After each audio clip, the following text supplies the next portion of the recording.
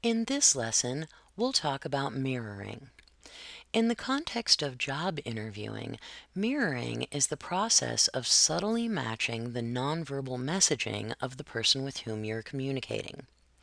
Although it's very difficult to verify the accuracy of statistical data regarding nonverbal communication, most experts agree that it makes up at least 90% of human interaction. Mirroring happens all the time in social situations, and it's usually a subconscious occurrence. Understanding how mirroring works, however, can allow you to develop a deeper rapport with your interviewer. The three main types of mirroring that you can use in an interview are body posture mirroring, vocal mirroring, and representational system mirroring.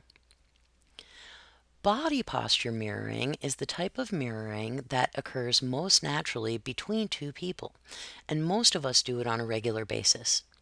A very common type of body posture mirroring is known as direct mirroring. This is mirroring that happens when two people are facing each other. If one person leans in, the other person will often follow suit. If one person relaxes his or her shoulders, the other person often does so a few seconds later. When attempting to match your interviewer's posturing, keep it subtle. If the person realizes that you are intentionally copying behavior, he or she might find that distracting. The best idea is to match the posturing of the person's torso and head. Moving your arms or hands in mimicry of the interviewer may come off as obvious. A second kind of mirroring, which is more subtle, is vocal mirroring. This happens when a person matches another person's voice tone, inflection, volume, or pacing. Vocal mirroring is very effective. If your interviewer's vocal tone is severe or booming, you should match his or her tone, but more subtly. Keep your answers decisive and strong. If the person's tone is softer, it's important to do the opposite. Adopt a meek, compassionate tone. And if your interviewer's voice is very loud or quiet, try to match his or her volume as closely as possible. Inflection and pacing are more subtle characteristics to observe. For example, if the interviewer asks you a question like, "How do you handle stress on the job?"